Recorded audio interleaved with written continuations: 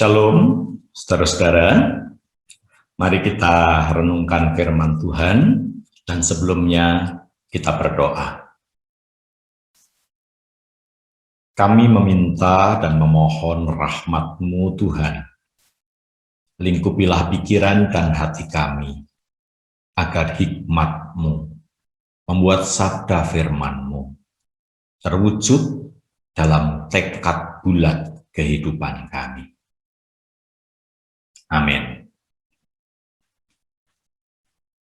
Saudara-saudara yang terkasih, firman Tuhan akan kita renungkan berdasarkan Injil Markus pasal yang ke-11, ayat yang ke-12 hingga ayat yang ke-14.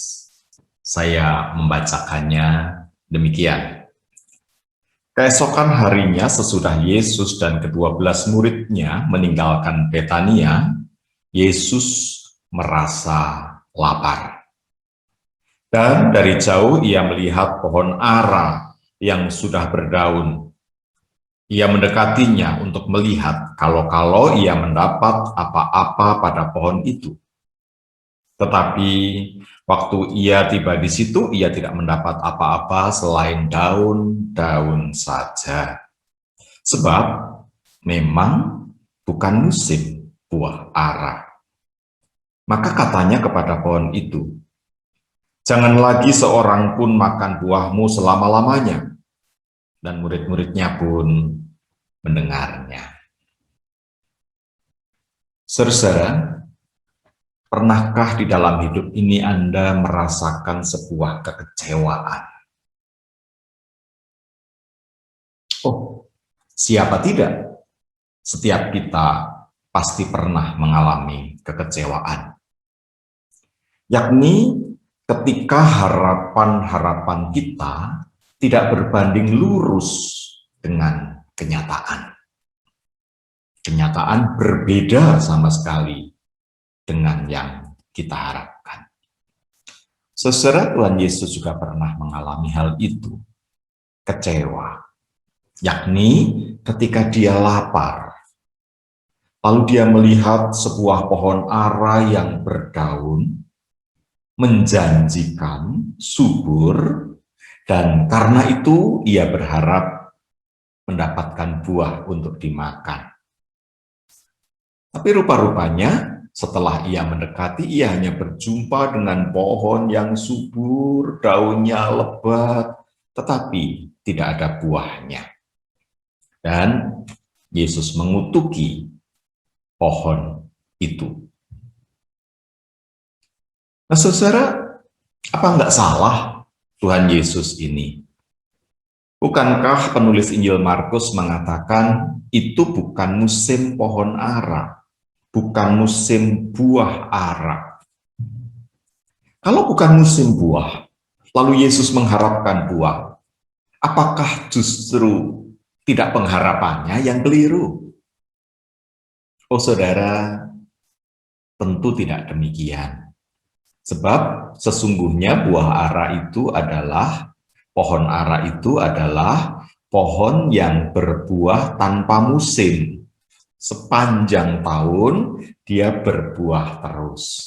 Nah, kalau Markus mengatakan bukan musim buah ara, yang dimaksudkan adalah bukan musim puncak panen buah ara.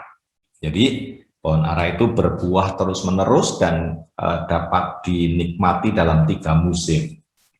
Ketika musim dingin, dia berbuah, buahnya memang bukan buah yang terbaik, tetapi layak dimakan. Kecil-kecil, tapi layak dimakan, bisa masak.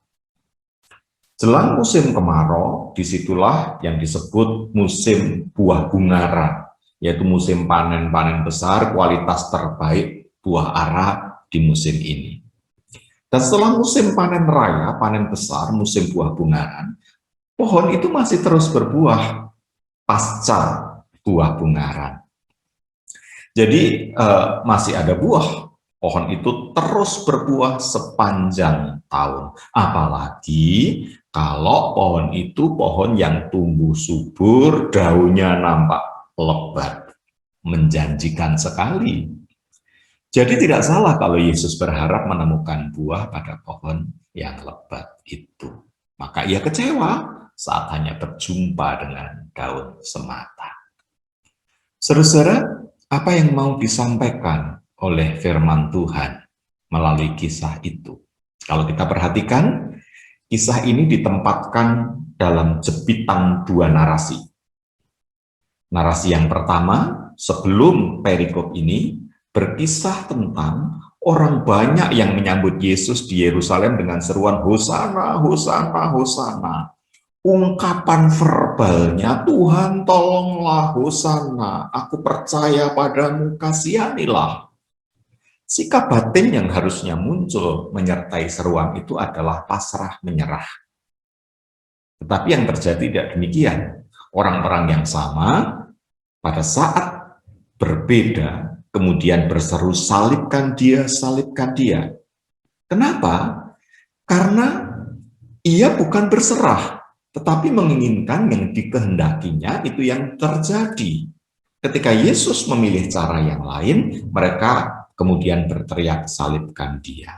Artinya kisah ini mau berbicara, imannya orang banyak itu cuma iman verbal, di mulut doang, Hosana, Hosana, tapi batinnya tidak menerjemahkan kata Hosana. Kasihanilah aku berserah, aku memohon pertolonganmu.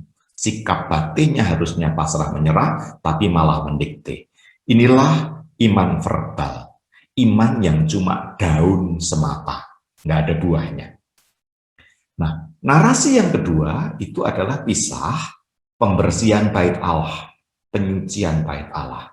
Banyak pedagang berdagang di bait Allah untuk memudahkan ibadah korban. Kita tahu bahwa kisah itu dilatar belakangi oleh korban Israel. Korban tidak boleh bercacat. Karena itu kalau orang beribadah dari tempat yang jauh tidak memungkinkan membawa binatang kurban dibawa berjalan menuju ke Yerusalem. Sebab besar kemungkinan dia akan terluka dan cacat. Tidak bisa memenuhi standar yang diharapkan. Lalu terjadilah di situ perdagangan binatang korban. Orang bawa uang lalu membeli di bait Allah.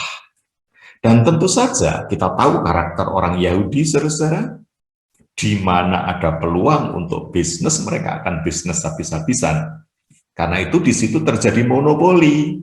Hanya sebuah lembaga tertentu, kelompok tertentu yang memonopoli menyediakan bahan-bahan korban dan orang membelinya. Dan tentu saja monopoli semacam inilah yang memungkinkan terjadinya tindakan-tindakan yang tidak pas. Maka Yesus mengatakan, rumah Tuhan diubah menjadi sarang penyamun. Mengapa penyamun? Keras betul istilah ini. Ya karena di situ, di rumah Tuhan, di rumah ibadah, terjadi praktik-praktik jual beli yang monopoli tadi. Dan ini adalah bentuk iman yang lain.